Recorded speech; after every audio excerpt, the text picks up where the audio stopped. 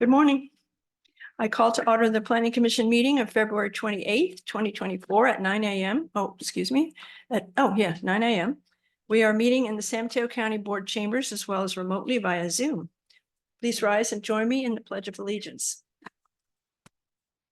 I pledge allegiance to the flag of the United States of America and to the republic for which stands one nation under God, indivisible, with liberty and justice for all. Madam Clerk, please proceed with the roll call. Commissioner Gupta, Here. Commissioner Hansen is absent. Commissioner Serrano Kwan. Here. Commissioner Ramirez. Here. Chair Ketchum. Here. Thank you, Chair. You have quorum. We will now open public comment for items on the consent agenda and items not on the regular agenda. Madam Clerk, please proceed. Thank you, Madam Chair. I will first call upon members in chambers, followed by speakers on Zoom. For in-person comments, the speaker slips are located in the ante room. On Zoom, please use the raise hand feature or *9 if you're calling by phone. And at this time, we have no comments for items not on the agenda. Thank you. Thank you. We will now close public comment for items not on the regular agenda. Do we have a motion to set the agenda and approve the consent agenda? So moved. Second. Thank you. That was a motion by Commissioner Gupta and a second by Commissioner Ramirez. Commissioner Gupta, Aye. Commissioner Serrano Kwan, Aye. Commissioner Ramirez. Aye. Chair Ketchum. Aye. Thank you, Chair. Motion carries. Okay, we will now move on to the regular agenda. Madam Clerk, please introduce, but we're going to combine these, item 2 and 3. This is just item 2. 3 and 4. Totally confused. Okay, No. item 2 we're doing now. Thank you. Owner, State of California Department of Transportation. Applicant, State of California Department of Transportation, District 4. File number PLN 2023-00390. And the location is California Department of Transportation Public Right-of-Way, and your project planner is Luis Topete.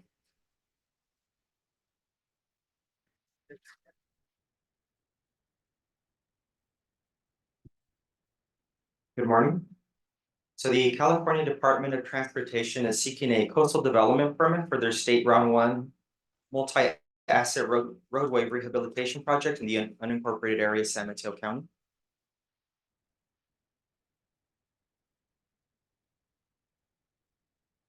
So Caltrans is proposing to rehabilitate existing pavement, improve existing traffic facilities, install complete street elements, and install traffic operation system elements along State Route 1 in San Mateo County. The project also proposes to install traffic operation system elements at 2 locations on State Route 92.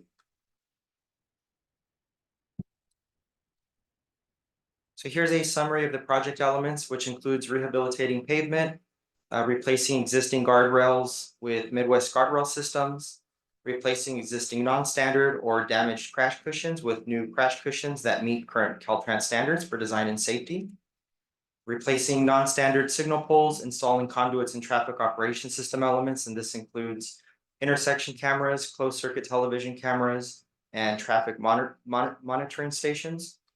Reworking and paving approximately 2,500 lineal feet of existing road shoulders at certain locations across the project area to meet roadway design requirements.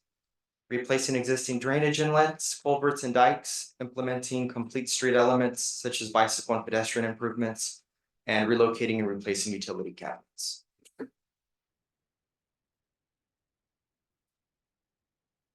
So the purpose of the project is to preserve and extend the life of the roadway to a condition that would require minimal maintenance expenditures, improve the ride quality, replace drainage systems, improve roadway safety, enhance pedestrian and bicycle access, and upgrade the traffic system infrastructure.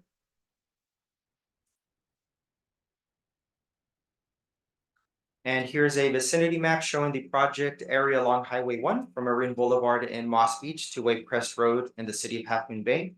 So this coastal development permit covers only the portion of the project area within the unincorporated area of the county. The project area is approximately 7.3 mile long corridor, with half of the project in the city of Half Moon Bay and the other half in the unincorporated area of the county.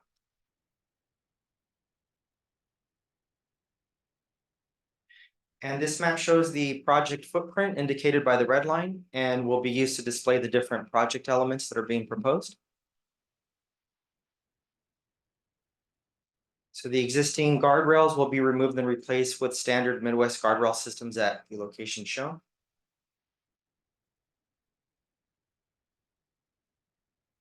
Closed circuit television cameras are proposed at Capistrano Road, Mateo Avenue, and Seymour Street.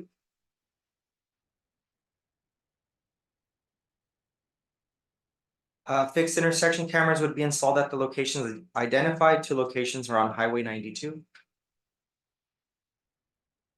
And traffic monitoring stations would be installed at Capistrano Road and Seymour Street.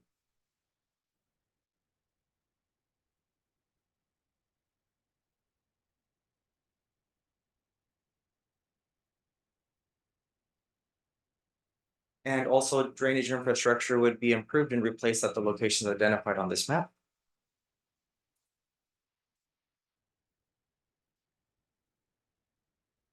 And sidewalks, curbs, ramps, and markings would be constructed throughout the project area to provide access for pedestrians and cyclists. Improvements of existing class 1 bike lanes and adding class 2 bikeway striping is proposed. Existing curb ramps and sidewalks would be upgraded at certain locations to meet ADA standards. And select crosswalks would be restriped, and some Samtrans bus stops would be updated to meet current bus stop design standards by constructing additional landing areas. And existing utilities would be relocated during construction as required. Most of these improvements are not in the county's jurisdiction, but within the city of Half Moon Bay, but shown just to give an overall understanding of the project. So if left untreated, this portion of the highway will continue to provide poor ride quality to users and will require frequent expensive maintenance. Continued pavement degradation is expected over time. Existing highway elements and facilities in the project area are worn out or functionally obsolete and need to be replaced. The current traffic systems, such as the guardrails, the crash cushions, and the drainage, are approaching the end of their functional life and need to be upgraded. So the project has been designed in collaboration with both the county and the city of Half Moon Bay, with the intent to avoid potential conflicts with other local projects. And Caltrans expects to begin construction in 2025 and complete the project by 2026. And the project as described in the application and accompanying materials and its condition conforms with the plan's policies, requirements, and standards of the San Mateo County General Plan and Local Coastal Program with regards to the applicable general plan policies and local coastal program components that are listed here. And the supporting analysis is found in section A2 of the staff report. And the approximately 3.65 mile stretch of the project area roadway within the unincorporated area of the county crosses various zoning districts, which are listed here. And the program activities, goals, and expected outcomes conform with the purpose of the zoning regulations. And a detailed explanation of the program's compliance with the applicable zone districts is detailed in section A3 of the staff report.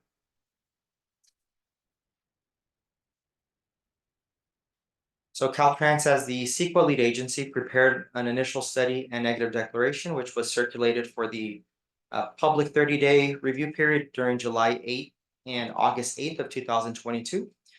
Caltrans subsequently filed the notice of determination with the state clearinghouse on October 21st, 2022.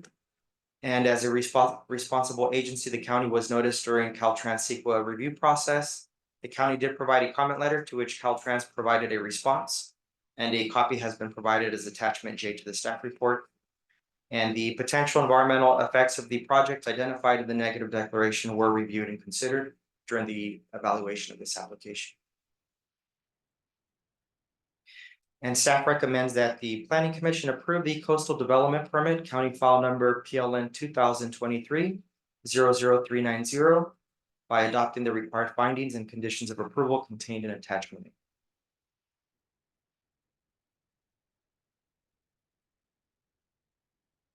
And with that, I'll conclude my presentation and open it up for questions, and also make it known that the applicant is available for questions through Zoom. Thank you. Do commissioners have any questions? I don't have one at this time. No questions.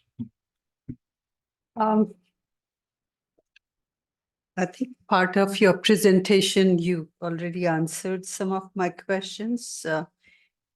So is the construction going to take place only during what you called construction season? That is, the applicant is online, but I believe that is correct. So during, non-rainy season. Non-rainy season only? Correct. Okay. And uh, not that it matters, but uh, is the entire area like between Half Moon Bay as well as the unincorporated county area, is that all going to be done at the same time, or we don't know?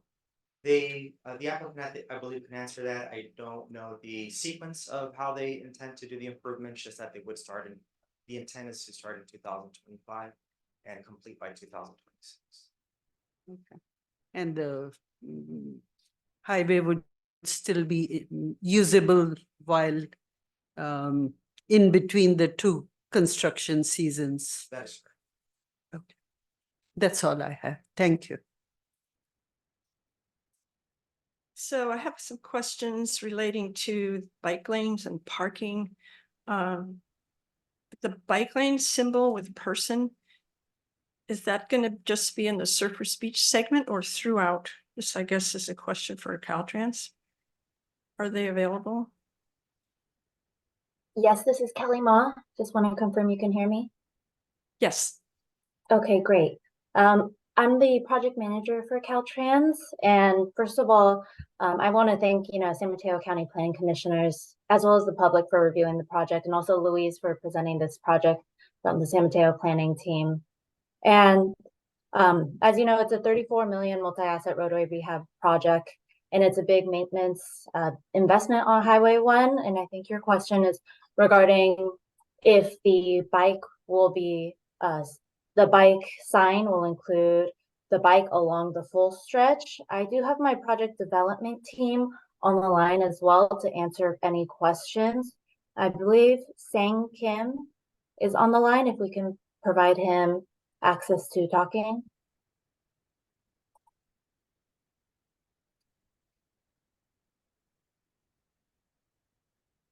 Basically, this relates to a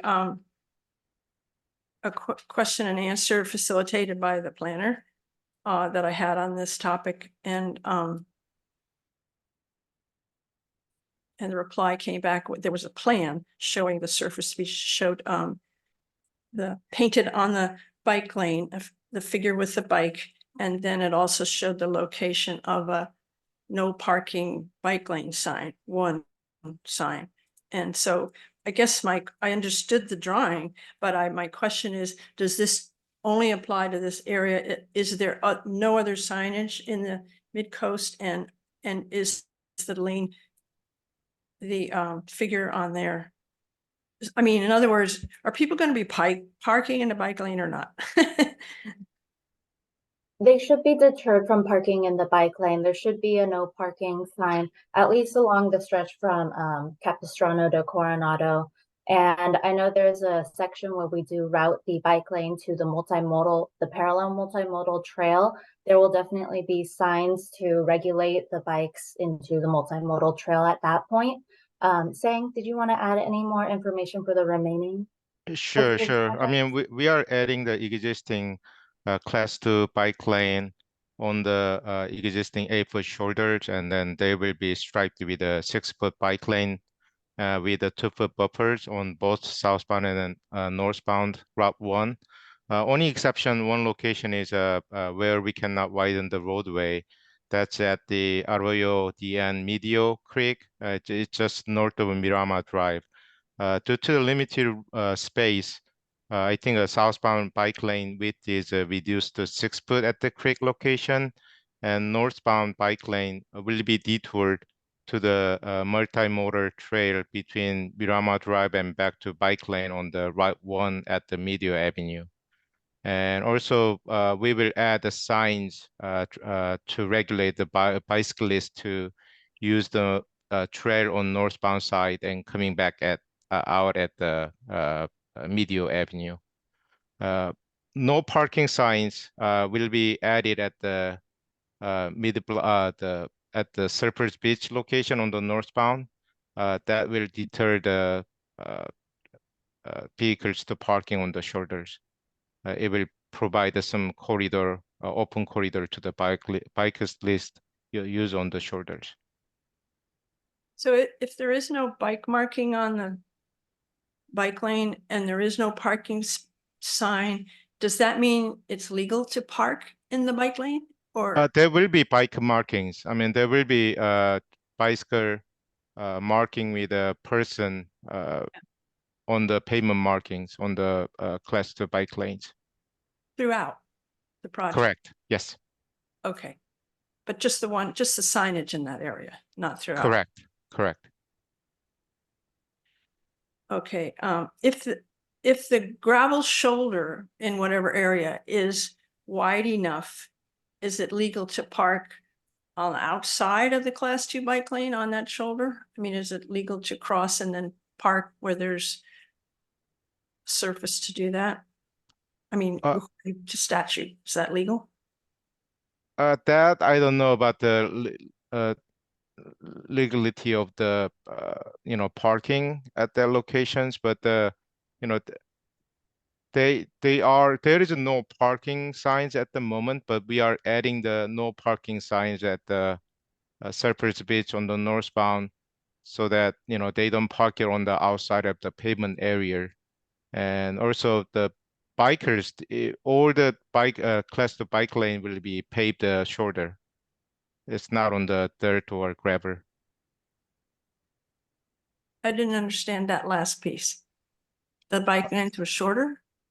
The bike lanes on the shoulder are all paved asphalt. Okay. Yeah, and then we have a bikers marking on the pavement. I see. Okay, shifting topics, the three terms that you use, I suppose these are mounted on poles about video cameras and then whatever the three terms are. Can you explain what those are? What they do? You know what I'm talking about? CCTV Fixed- is yeah, fix the CCTV. That's it will be installed to monitor the traffic on the existing traffic signal poles. So that's not a new item. I mean, that's it will be added onto the existing signal poles that monitors the traffics So on that's the just to tell corridor. how heavy the traffic is? Correct. Okay, and then the fixed camera, what is that for? There is a CCTV 2 locations proposed in PAED phase, but that has been removed during design phase. Actually, there was a comment from the community that it's a scenic route. They don't want to add any new facilities.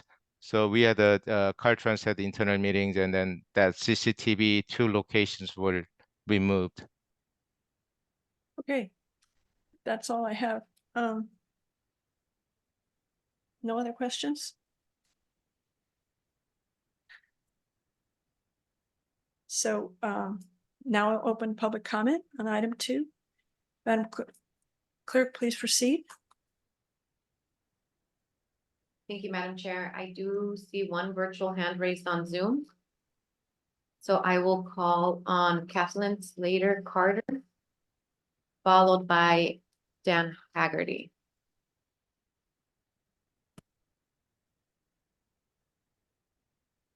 Go ahead, Ms. Slater.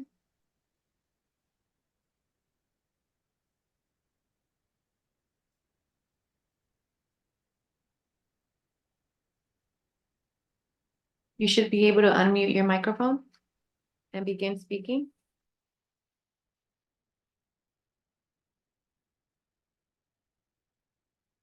Okay, we'll move on to Dan Haggard. Hello. Hi, go I'm- ahead. I'm not so good on computers. It's been a long time since I've been to the Planning Commission. I am so appreciative that this is on Zoom and I don't have to drive an hour and a half before the start of the meeting through traffic. It's a much greener alternative. Thank you.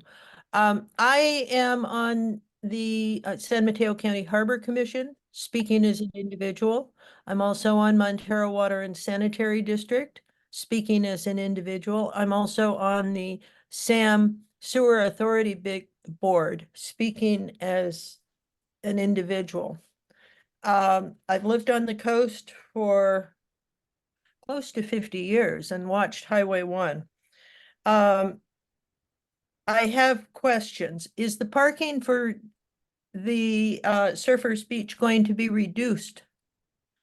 Or where are the people who currently park there going to be able to park? This is a critical visitor serving area. And I think putting no parking in is going to certainly cause more problems for more people than having a bike lane there or moving the bike lane into El Granada. Second, I'm very concerned about what the impact of this construction period will have on businesses.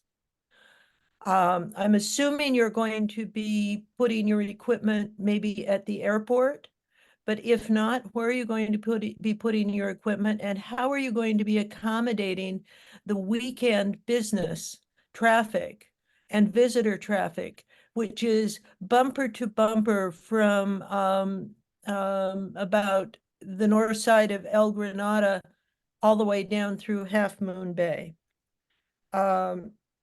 Second or third, and most important, is there are a number of critical utility lines under Highway 1.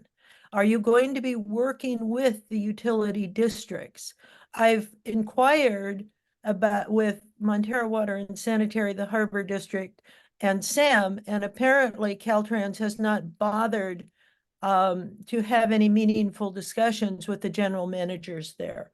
There are critical high pressure sewer lines. There are critical water lines. There are critical communications lines all along there. What's going to be done to work with the utility agencies, water, sewer, power, communications, each and every one of them, to make sure that the citizens here are not inconvenienced in any way? There are we should find a way to work with Caltrans to improve the underground infrastructure so the highway doesn't have to be touched, or the medians on the side of the highways don't need to be touched to take care of utilities. And so I appreciate everything the Mid-Coast Community Council has done and said, but again, these are my concerns, and I would like to know how they're going to be addressed. Thank you. Thank you. I will now call on the last virtual hand raised, and that is Dan Haggerty. So if anyone else would like to speak, please raise your hand now. Go ahead. Yes, hello, can you hear me? Yes, we can.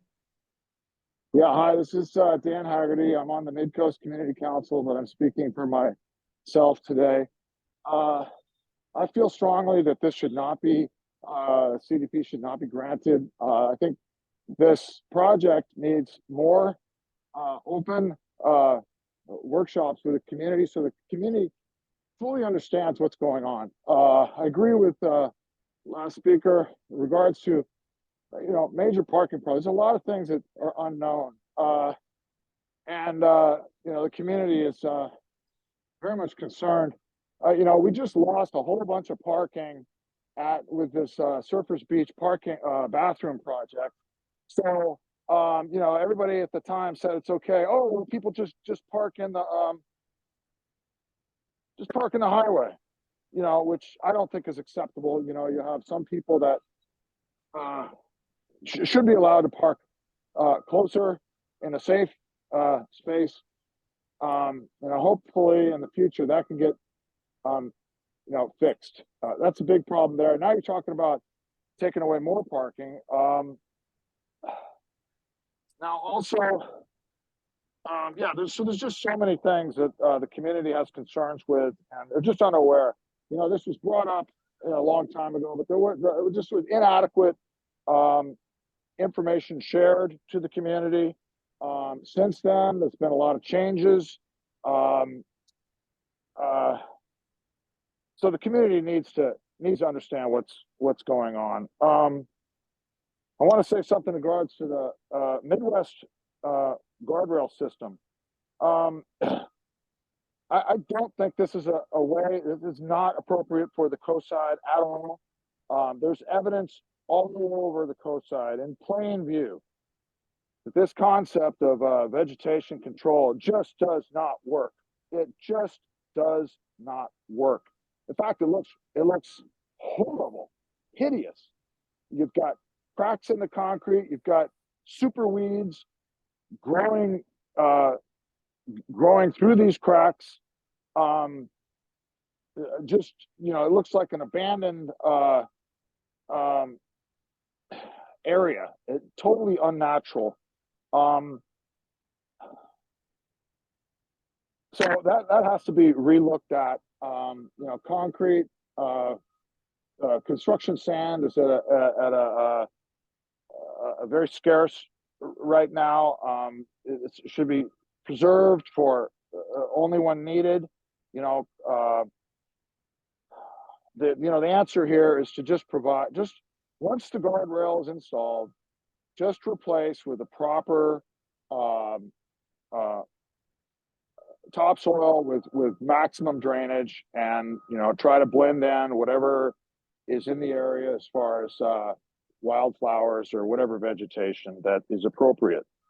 And I just want to also confirm that we're not going to be using untreated, shiny, hot dip galvanized guardrail, which is going to be extremely reflective. In the past, we were promised that there was going to be some type of a coating or you know, something that will last and not peel and look ugly in 10 years, but the proper coating, give it a dull and blend in with the environment.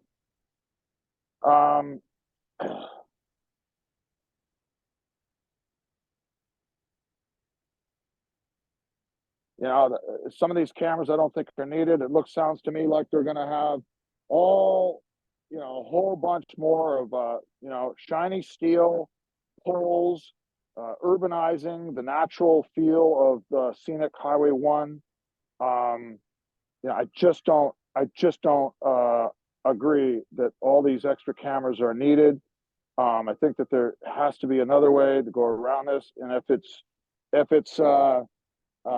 Forrest, I would recommend that, you know, these cameras be mounted on wooden poles, so that it blends in with the environment more.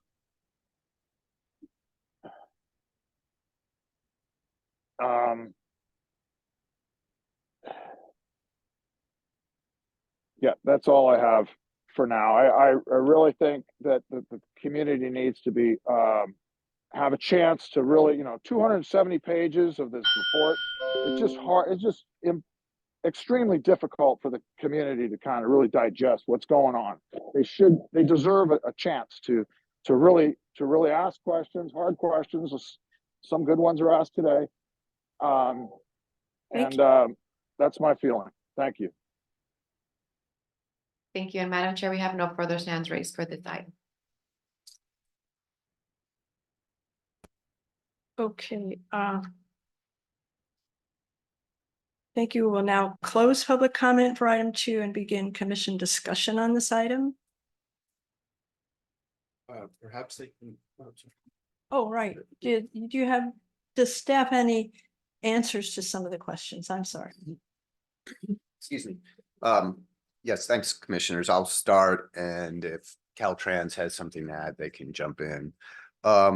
You know, with regard to parking on the highway in the vicinity of Surfers Beach, there are real safety issues associated with people parking unsafely and crossing the highway unsafely. And so I think that through this project, Caltrans is seeking to achieve a balance with safety being the highest priority and also preserving parking where that parking can be safely accommodated.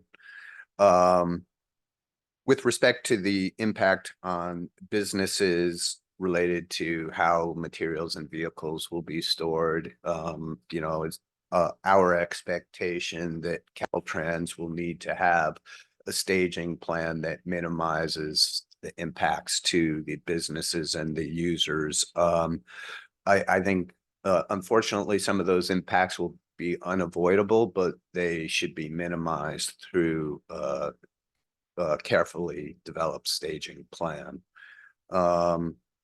And I think that Caltrans will also be responsible for doing the due diligence necessary to avoid impacts to any underground utilities. So to the degree there may be conflicts between this project, which to my understanding doesn't involve deep excavations or necessitate a level of construction that I think would pose significant concerns for utilities.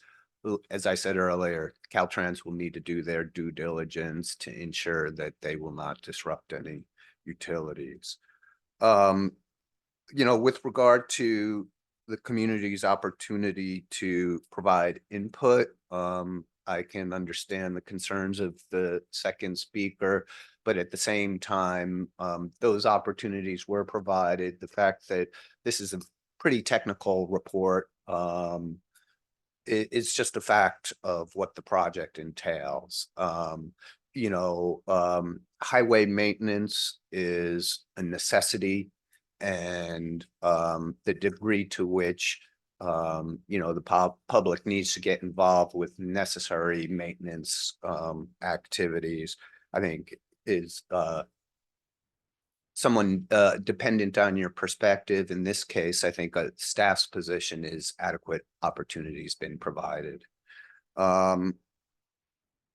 With regard to the method of maintaining the areas of the shoulder beneath guardrails, certainly fair point being raised. I think, what my understanding of the project objective is to try and maintain the safety of the area, visibility of the roadway, and minimize maintenance needs. So I think the suggested approach of having, areas under guardrails backfilled with topsoil could create long-term maintenance challenges for Caltrans. So at this point, I don't have any reason to question their Caltrans approach for dealing with the areas beneath the guardrails. And then finally, I'm just not familiar with the method of coating of the guardrails. I don't know if Luis is. I'm seeing a no. So I'll have to leave that to Caltrans to respond to if that's the desire. It's a matte finish. It's a matte specifically finish. called out. In Okay. Yeah. Good to know.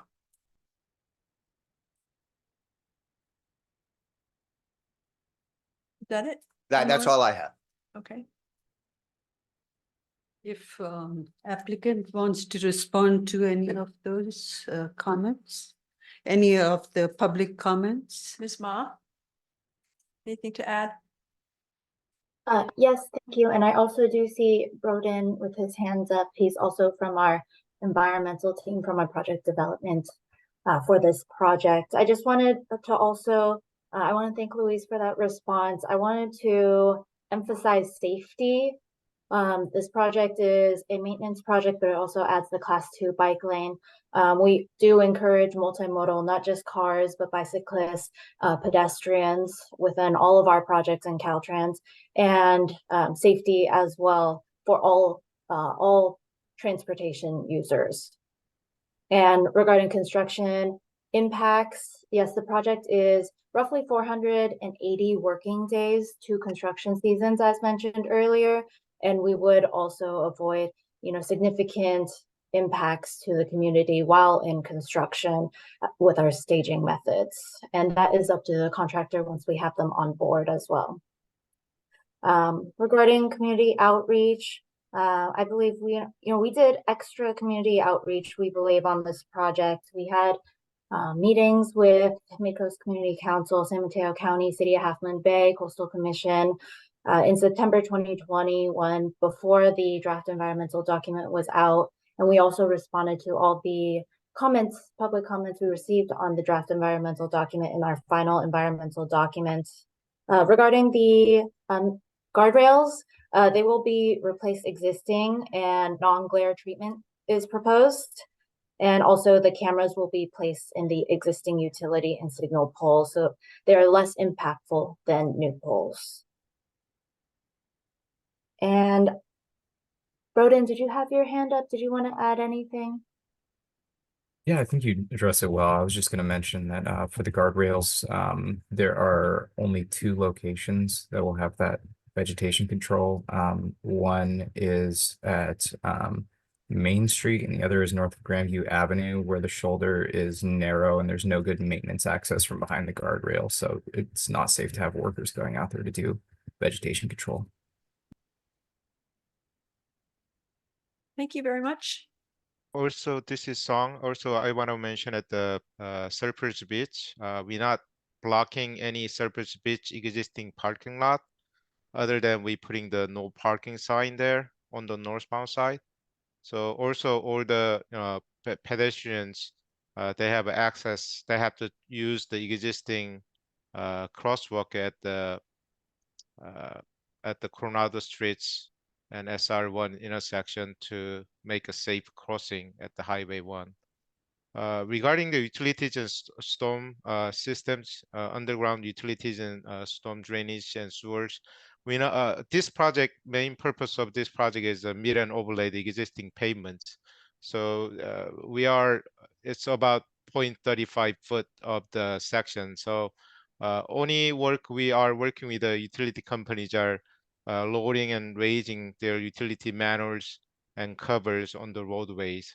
So the existing utility will not be impacted by this project.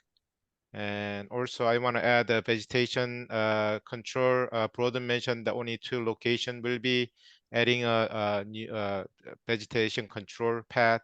Other locations, per previous comments, we moved those vegetation control concrete pad under the MGS. So that's all I have. Thank you. Any further comments from the applicant? Thank you very much. Oh, go ahead. No, I was just saying no additional comments. Thank you. Okay, thank you very much. So back to the commission and discussion. Yeah, for Caltrans, so at what stage do you engage the contractors that will put together a plan for staging the equipment? Yeah, so we are finishing up our design phase. And so we would request funds from California Transportation Commission, and then we would advertise, and then bids open, and then award the contract, and then approve the contract. And so once we do have a contractor on board, that will be roughly around the end of this year, beginning of next year. And then they have to submit their CPM schedule, which is their schedule for the rest of the project, their critical path schedule. And then we would know what their plans are for constructing the project. We also have staging plans in our 100% design as well. And so we would know roughly, beginning of construction 2025. Okay, and there will be some kind of a way of letting the community know when some disruptions may be happening along the way, once you get going. Yeah, and what we typically do, we do have like Twitter and Instagram, where we let the public know that the project is upcoming through social media. Okay. All right, thanks. Any other questions or comments? No. All right. Do we have any discussion or are we ready for a motion? Or at least comments, I would say, if I may.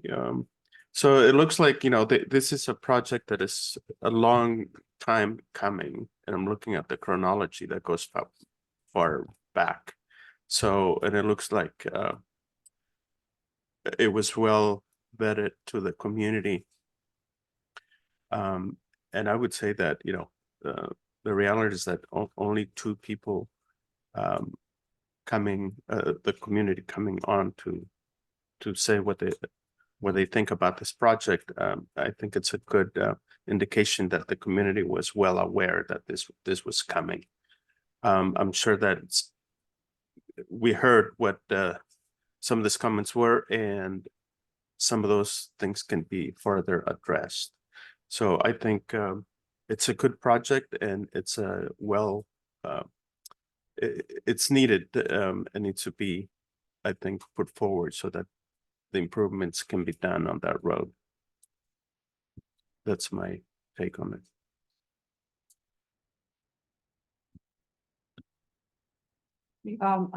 I think I concur with Commissioner Ramirez. It's a great project, and we need to bring that portion of the highway up to standard, up to 21st century, or if I may say so. It's well thought out. I pretty much went through the whole project reports here, and all the different things that they are including in they have spelled out. It's a great thing that they have done. So I'm in support without saying much more. And they addressed all the concerns that the speakers had.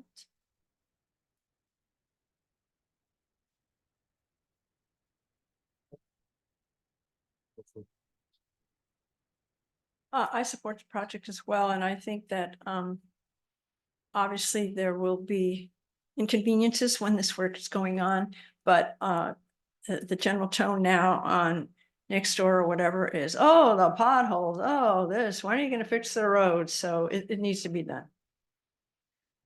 So do we have a motion? Yeah. All right.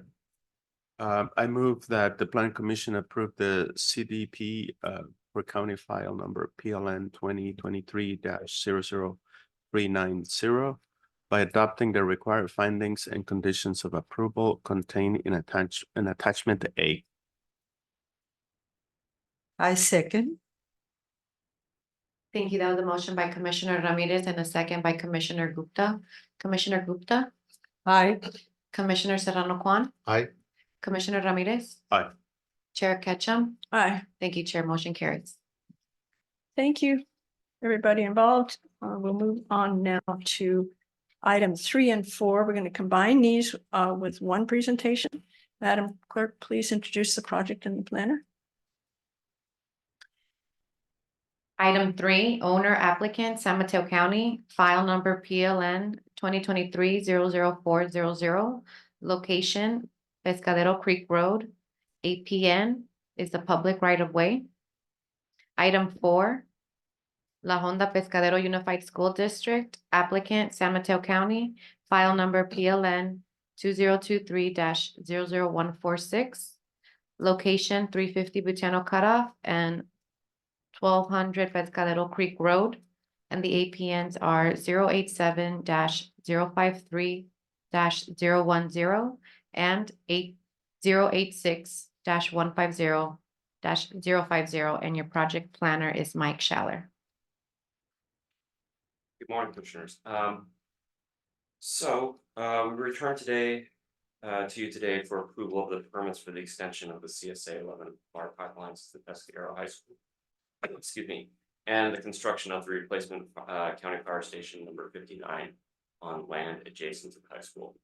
Because these two projects are so interlocked, I will be making my presentation for the complete project. However, each project component has a separate CDP, and we are at the end of this going to be asking you to make separate findings of approval for each component.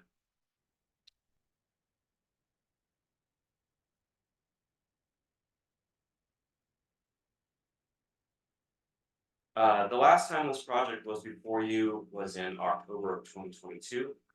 And at that time, staff was proposing the necessary changes to the county's LCP to enable the project to move forward. Your commission recommended approval of those changes and the board of supervisors concurred. These LCP amendments were then forwarded onto the California Coastal Commission for certification, which happened earlier this month. With certification of the necessary LCP amendments, your commission can now consider the required coastal development permits that will permit the project to move forward.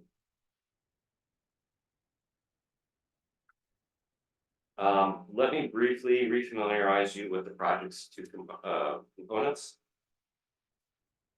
The existing fire station number 59 is located at 1200 Pescadero Creek Road.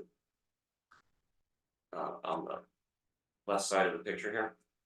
This location is partially within a floodplain, which has resulted in annual interior flooding, mold, and plumbing backups into the barracks building, among other issues. Seasonal flooding of the adjacent Butte Creek also impacts Pescadero Creek Road by restricting and sometimes prohibiting vehicle movement on the road. This flooding also results in isolating Station 59 from the town of Pescadero, with subsequent delays in responding to emergency calls that originate on the east side of the creek. At the other end of the project area lies Pescadero High School. The school serves approximately 170 students in grades 6 through 12. The school previously relied on groundwater for its water needs. In 2017, the State Water Board, Water Resources Control Board cited the school's well for exceeding maximum allowed nitrate and coliform contaminant levels. School currently relies on bottled water for human consumption needs. Past attempts to drill new wells have failed due to insufficient water quality and quantity on the property. To fix these two problems, the county, working with the state, is proposing to extend the water supply pipelines of County Service Area 11 from their existing terminus on Pescadero Creek Road to the high school in order to provide potable water to the school and replacement fire station 59. And that's shown by the blue line on this map here. The new water pipeline will be approximately 1.2 miles in length and will parallel Pescadero Creek Road, Cloverdale Road, and Butte. The pipeline will, for the most part, be placed in the unpaved shoulder areas of these roads in order to avoid environmental impacts as much as possible. There are some portions of the line of the alignment where it will not be feasible to install a pipeline in the unpaved roadway shoulder. In these cases, the water main will be installed near the center of one lane or along the outer edge of pavement. The pipeline will cross the ditch at Butte Cutoff and Cloverdale above the existing box culvert, bringing it to ground level with a protective feature to prevent disturbance of the pipeline. To address the flooding issues at the existing Station 59, the county is proposing to construct a replacement station on vacant land adjacent to the entrance driveway of the high school's parking lot. The new station will be approximately 12,500 square feet in size, with a maximum height of 34 feet. And the new station will have living quarters for up to 12 firefighters, a command center, and an apparatus bay for 4 firefighting vehicles. Additionally, the project involves the conversion of the existing station on Pescadero Creek Road into an emergency backup facility for those times when Pescadero Creek Road is flooded at the Butte Creek Bridge. Conversion of the existing station will involve demolition of the barracks building and remodeling of the apparatus bay building by adding a restroom and a ready room for fire personnel.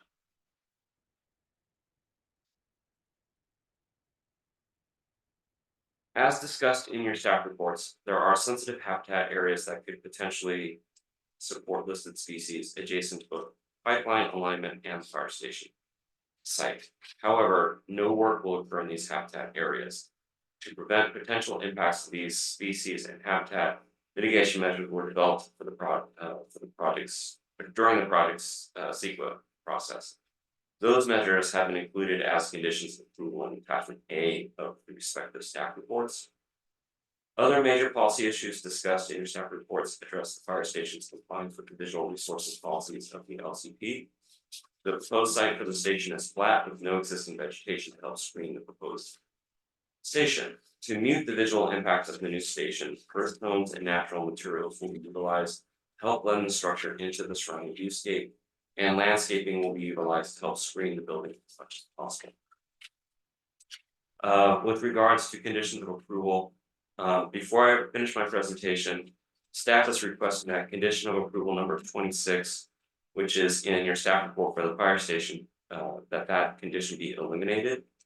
After conferring with County Council and the Coastal Commission, we have determined that the condition number 2, which was the ag mitigation measure from the project secret document, is sufficient to comply with requirements imposed by the California Coastal Commission when they approved the LCP amendments.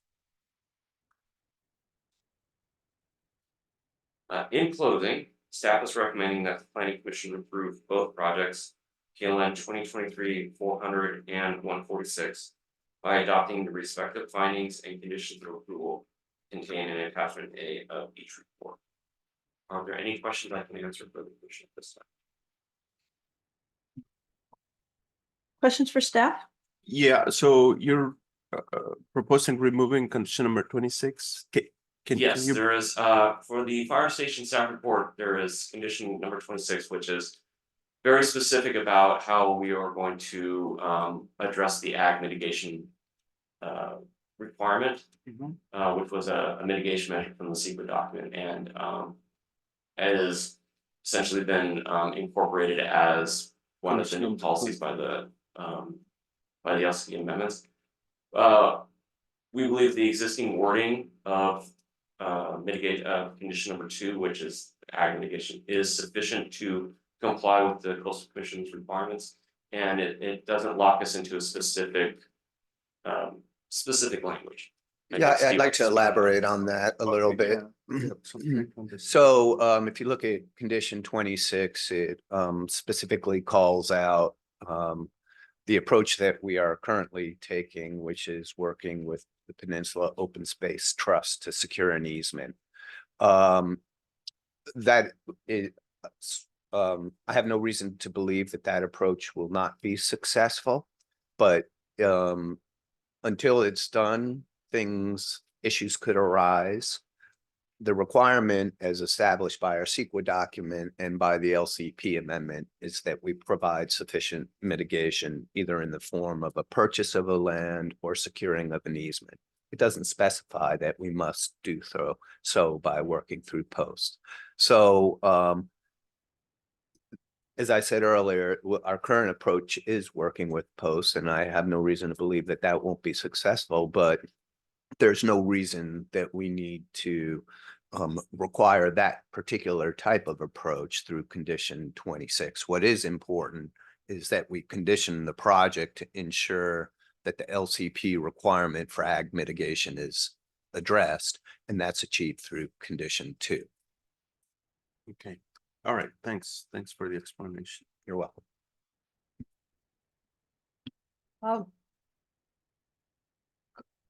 May I? So if I understand correct, the land on this is pertaining to the land that's being used for building this new fire station? Is that correct? Yes, that is correct. The idea is that when we build the fire station, that what was previously farmable land will no longer be available for farming. Okay. And so in order to carry out Coastal Act requirements that protect agricultural land, both our CEQA document and the Coastal Commission's action on our local coastal program amendment require that the county mitigate for that loss of agricultural land at a 2-to-1 ratio. So we're looking at a little over 3 acres of required mitigation to account for the loss associated with the construction of the fire station. Okay. And I'm still trying to kind of put my arms around the whole thing. So that land is going to be available through this open trust? So the mitigation site that we select and protect over the long term will preclude other uses that might otherwise have occurred and disrupted agricultural use. Okay. So we have various options. One of the options would be to purchase a parcel that contains prime agricultural land and to permanently restrict its use to agriculture only. The approach that we're pursuing now is through a collaborative effort with the Peninsula Open Space Trust, whereas they will be securing an agricultural easement on land that is not currently where other uses besides agriculture is conditionally permitted. So by placing this easement, but through the county's contribution towards the cost of that easement, the mitigation land will be permanently devoted for agricultural use, and other uses that could otherwise disrupt that will not be allowed. Okay, okay. So there will be, so we will not, there's no contingency of any kind preventing us from building the new fire station. In accordance with the mitigation measures that were adopted for the project and the LCP requirements, we must secure that easement before we can issue a building permit for the fire station. Okay. I've discussed the timing of that with the staff of Peninsula Open Space Trust. It's going to take us some time to complete all the detailed engineering drawings and to do the permitting process. And I think the timing should coincide such that we'll be able to actually secure the easement before we're ready to issue the building permit. Okay. Thank you. So basically, as long as it happens before the final building permit gets approved, so we can still move forward with all the plans to get on and get this thing built this week. Absolutely. And I'd also note that, you know, we have our standard condition of approval, which allows for minor modification. So if we were to run into a bind where, let's say, the easement isn't ready to be recorded, but we are ready to issue the building permit, I believe that I would have the authority to adjust that condition to ensure that the easement be recorded prior to occupancy of the building. So as long as we achieve the intent before we're actually using the fire station, I believe we'll be in compliance with what the LCP requires. Okay, all right, thanks. You have more questions? I can, okay. I have some more questions.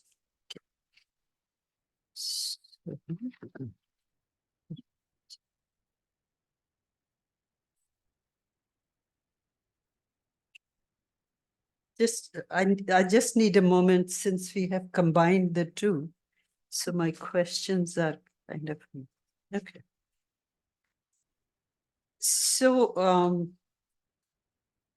we are building this new fire station and it says that in the conditions of approval, it says that there's if need be, there'll be this is condition 23, mitigation traffic 1. It says that there's a signal, they may put a signal there. I can read that. I have it in front of me.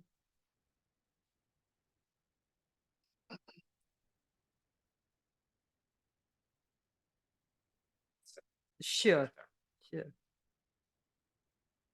It's number 23 on page 33 of the staff report, either 33 or 35. For the Is this in the fire station staff report or the pipeline staff? The number 4. Yeah.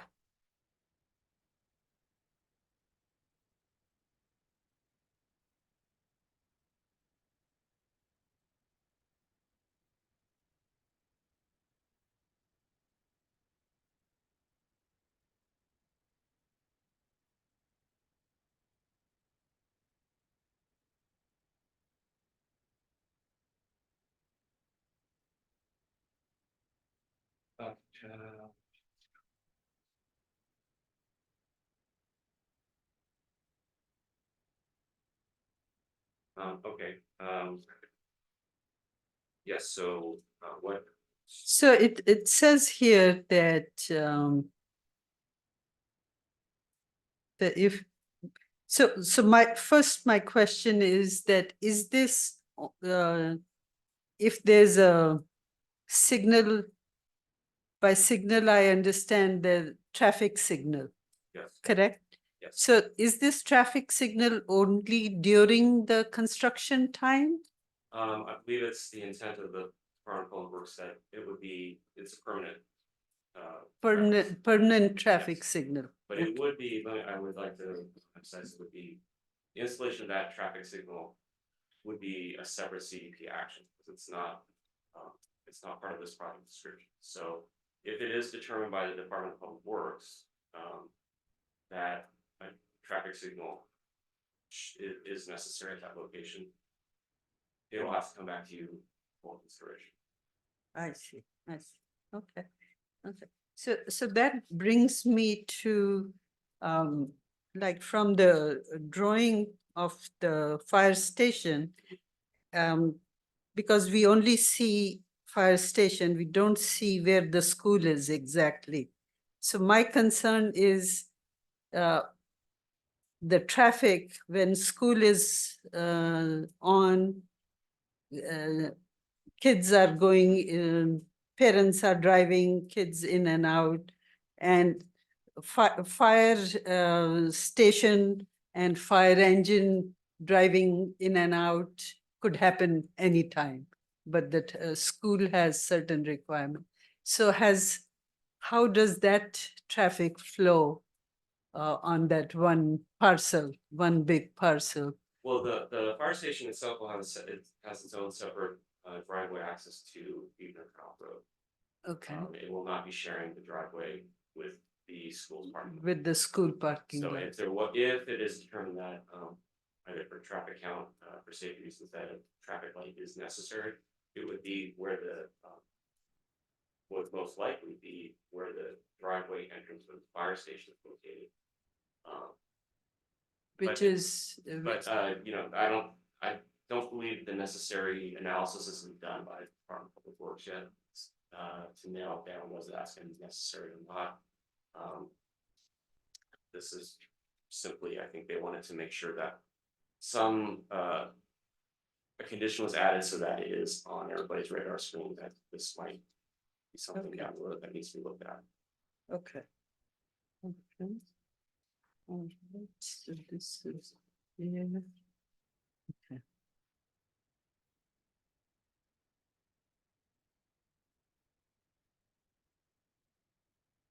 Okay, now going back to the existing fire station, we are saying that that would be used as an emergency. That is correct, yes. Okay, The intent is, yes, so for those times when Creek may be flooding and cutting off access.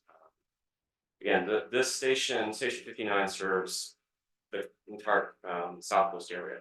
okay, So there might, the thinking is that at least one engine would be stationed there with a skeleton crew. Okay. Just during the period when Pescadero Creek Road is flooded. okay. So that will also be functional? It will be functional as it won't, there will not be places for the personnel to sleep overnight. Okay. It'll just be just the apparatus bay and refrigerator. Okay. And again, it's only in those instances where flooding on Beaver Creek has impacted Pescadero Road, which, some years doesn't happen because we don't get any rain. Okay. And I'm assuming that the new one will be built first before this one is Yes. torn down. Yes. Right. Okay. And I think I read that the duration of the construction for the new one is 16 months, it says. I think at this point, it's an estimate. Estimate. Plans have not been completed, and contractors have not been selected. Okay. Okay. Thank you. More questions? No. Okay, so we will now open public comment for items 3 and 4. Madam Clerk, please proceed. Thank you, Madam Chair. So at this time, we do have 2 virtual hands raised on Zoom. I will first call on Lenny Roberts, followed by April Vargas. Lenny, go ahead.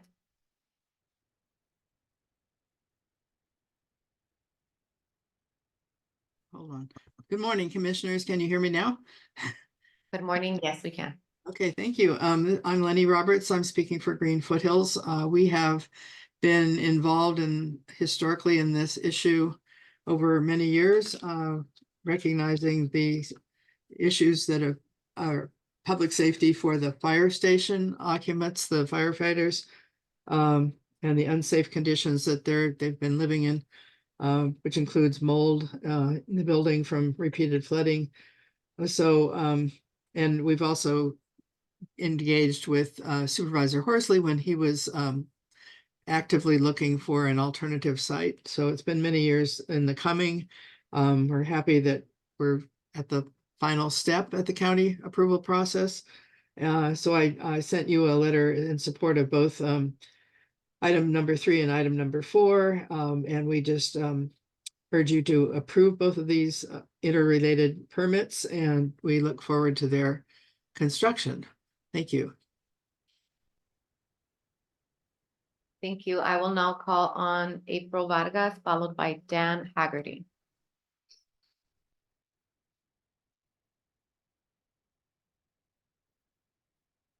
Good morning. My name's April Vargas. I live in Montera, and I'm representing the San Mateo County Democratic Party's Farm Worker Affairs Committee.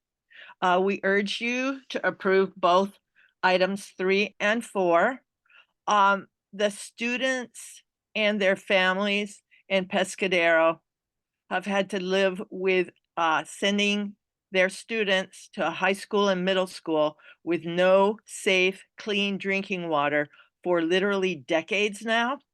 There's concerns currently that not only are there high nitrate concentrations in the water, but also a very high bacterial count. So students are even being asked now not even to use the water to wash their hands. This is a situation that's gone on way too long. We are very, very encouraged that the issue is finally being addressed. And we urge you on behalf of all the farm workers, all the families, and all the students who go to Pescadero middle and high schools to please approve this, because one of the benefits of the pipeline, not only to serve the fire station, which the community also desperately needs, but the high school will also finally get a clean, safe drinking water supply. So thank you so much, and we look forward to this moving along as quickly as the process will allow. Thank you so much. Thank you. I will now call on the last virtual hand raised, and that is Dan Haggerty.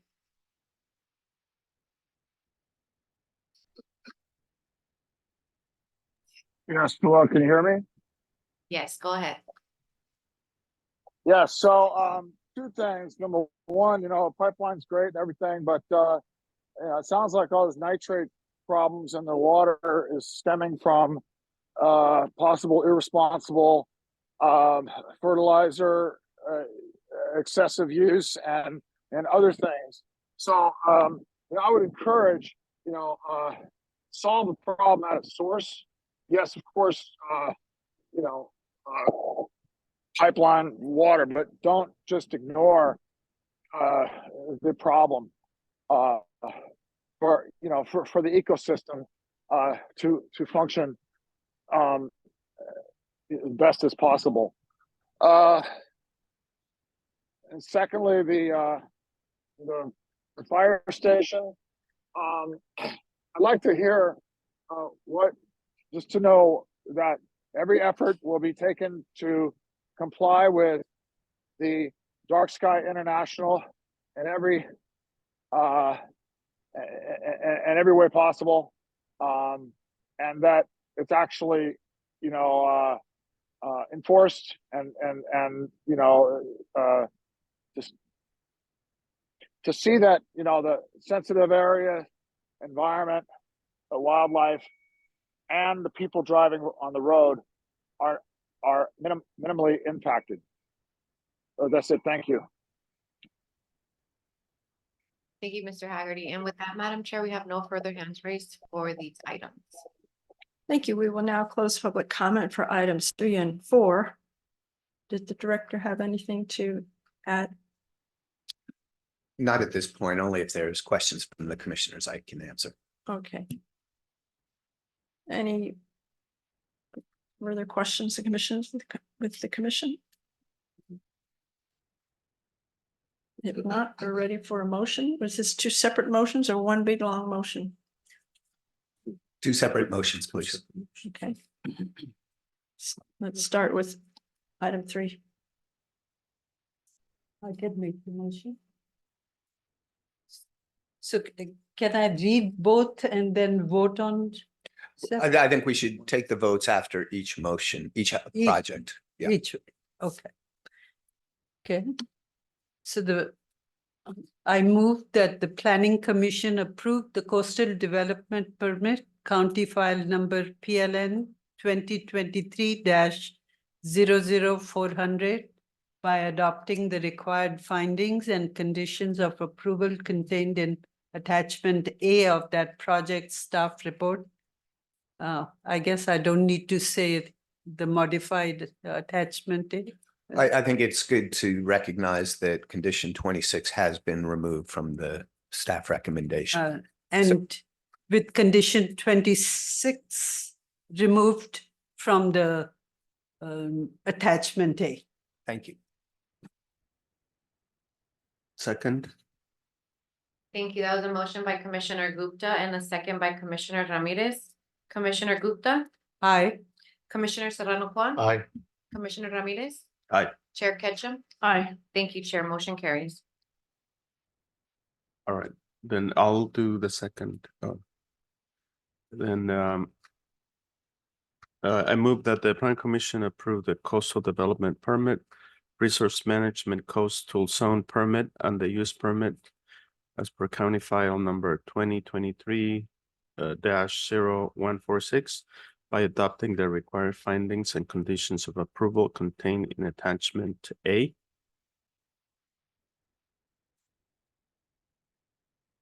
We have a Actually, second? 26 was in here. A second. Second. Thank you. That was a motion by Commissioner Ramirez and a second by Commissioner Serrano. Angela, before we take a vote, Commissioner Gupta made an important point, and that is that the removal of condition 26 was a matter for item number 4, not item number 3. So if we could correct the record to indicate that, and I don't know if Commissioner Ramirez is willing to supplement his modification. Sure, yeah, and that, yeah, we remove condition number 26 from the report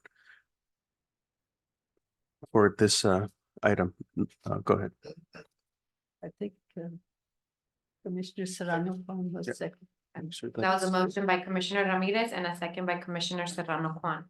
Commissioner Gupta, Aye. Commissioner Serrano Juan. Aye. Commissioner Ramirez. Aye. Chair Ketchum. Aye. Thank you, Chair. Motion carries. Thank you. We will now move on to items 5 through 7 from the director. Yes, thank you, Chair Ketchum. With regard to correspondence, you will see on your desk in front of you a piece of correspondence that was sent to the commissioners as well as the project planner late yesterday. It has to do with a matter that the Mid-Coast Community Council will be considering tonight. That is the Cypress Point Affordable Housing Project, which is scheduled to come to you on March 13th. And it raises questions regarding the application of the CEQA exemption established by AB 1449. And the only other correspondence that I'll acknowledge is the correspondence you received for the items that were on today's agenda in support of those items. With regard to the substance of the correspondence related to the item being considered by the Mid-Coast Community Council, I expect that the memo that the staff will be releasing explaining this exemption and our conclusions about why it applies to the project will address the comments in this correspondence, and we will have opportunity to dialogue about that at the upcoming public hearing on March 13th. With the chair's permission I'll move on to item 6. So no study session for our next meeting, which is the March 13th meeting. We're on track to have that meeting on the coast side. We've located a room at the Oceano Hotel that I think will do a good job of meeting our needs. The one exception is because it's an off-site location and because it's being held in the community close to where the project will be constructed, and because of the challenges of running hybrid meetings at remote locations, this meeting will be in person only. So we will be conducting the hearing entirely in person, and the hearing notice will certainly reflect that. Finally, with regard to the director's report, as I mentioned, staff. Can I ask? Oh, sure.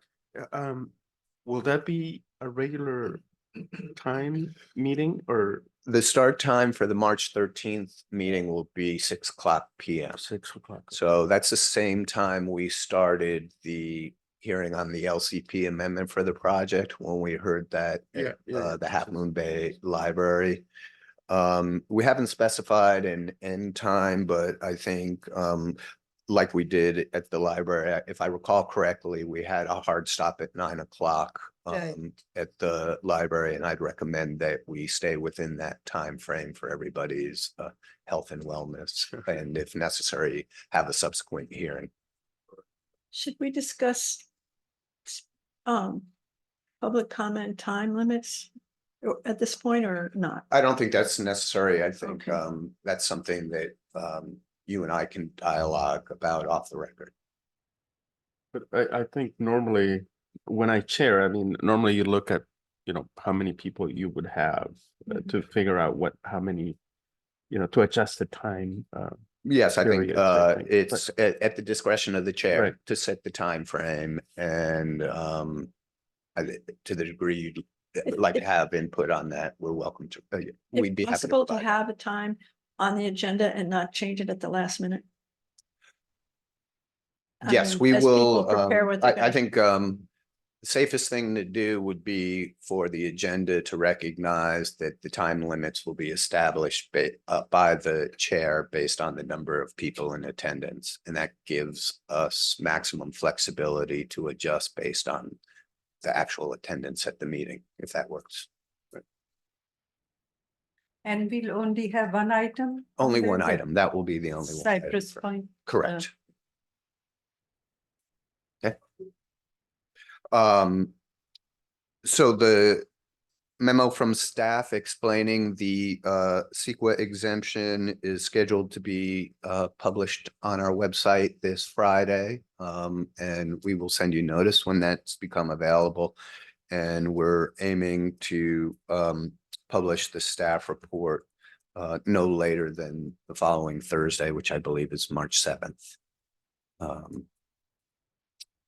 And then just so you're aware, if we do complete the hearing on the 13th, and assuming it's not continued, then our plan is to move forward with the subsequent hearing required before the Board of Supervisors on March 26th. And then the only other item I have on the director's report is actually two things. At the last meeting, there was a question raised regarding the proposed park on the Burnham Strip being proposed by the Granada Sanitary District and how that relates to the alignment of the East Side Trail. And we do have a meeting scheduled between the staff to talk about that. So I don't have an answer for you today, but it's something that we are working on. Similarly, we continue to collaborate with the Sheriff's Office as well as the Human Services Agency on addressing the problem of vehicles on Airport Street. And we've also expanded that effort to include the areas of Princeton where we have found people inhabiting vehicles or inappropriate structures. So we continue to tackle that matter, and I will update the commission as information becomes available.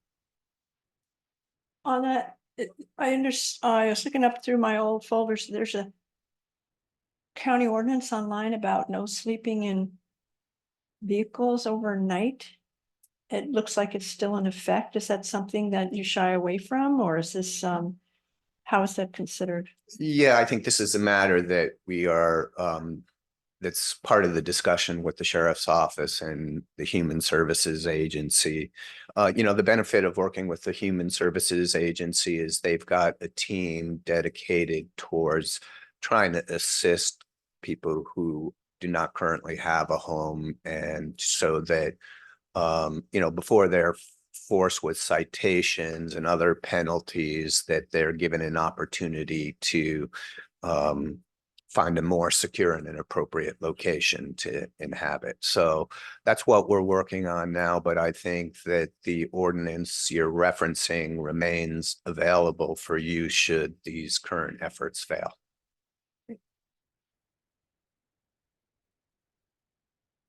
And that concludes my report. I'm happy to answer any questions. Okay, any questions? Just wanted to inquire about, just wanted to inquire about the update to the housing element, any drafts? Yeah, so as I think I've updated the commission before, since we received feedback from our initial submittal to the state, we've engaged with two consultant teams to respond in a manner that we believe, that we intend to fully respond to the issues that have been raised. Our updated draft that includes the additional work that's occurred will be ready for review by approximately the second week in March. We are going to be meeting with the state housing and community development staff to go over our proposed updated draft, and we will supplement it as we feel appropriate based on the feedback that we get from the state, and then we will bring it to the Planning Commission as quickly as we can after that. So perhaps in the May timeframe, and then subsequently to the board in June or July. Are there any issues, major issues that we need to be concerned about at all? So the two primary issues raised by the state that have required the most work from staff and our consultants has to do with our sites inventory and how we're going to meet our regional allocation. The state had a lot of questions about some of the assumptions that were contained in our original submittal. So we needed to go back and address those questions.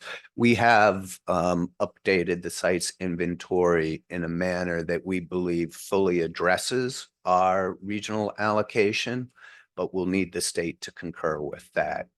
The other issue, how it had to do with how we were meeting that allocation in a manner that was consistent with fair housing requirements right? And the fair housing requirements essentially call for the provision of housing at all income levels to be distributed throughout the county as opposed to segregated in certain areas.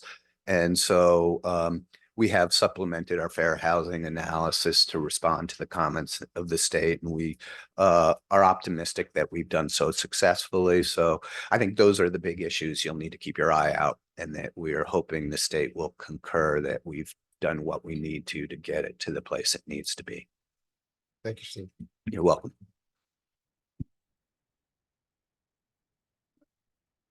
So with this budget shortfall, are you seeing any impact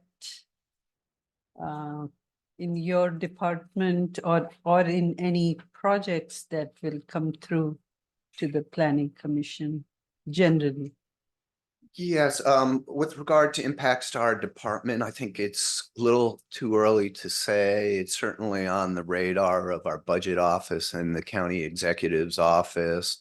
And the approach that the county will be taking as an overall organization is to figure out how we can address these budget challenges without needing to lay off any staff. So preserving our existing levels of staff is certainly a high priority. And so that's one point I'll make. The other is with regard to impacts on projects coming to our department. We are pretty close at meeting our targets for the number of permit applications received per year. I don't have those numbers off the top of my head, but we have looked at them. We're perhaps a little bit below our projected number, but not to the point where I'm extremely concerned about it. But we'll have to see what the next few months bring. Generally speaking, as the weather gets better, we see more action permit wise. And if that were to not come to fruition, then I think that would be another warning signal. But at this point, nothing significant that is causing me concern. But like, for example, today's project is coming, like it's a county, is the applicant, like, for example, does that get impacted in any way when there are budget issues? Well, I think, budget concerns certainly could impact county projects. However, I think right now, the commercial real estate, because it's had a hard economic time, there's good opportunities for the county to actually acquire land that's needed to meet our staffing and services needs. So there has not been any slowdown in terms of county projects and capital improvements. I expect we'll stay active in that arena in the upcoming years. And generally speaking, once we commit to a project, the money is set aside at the time that commitment is made. So it's somewhat protected from, subsequent economic impacts. Not entirely, but, the direction that we're headed is to continue with the county improvements that you've been seeing for the past year or two. Thank you. You're welcome. Any more questions? Then we are adjourned. Thank you. Thank you. Thank you.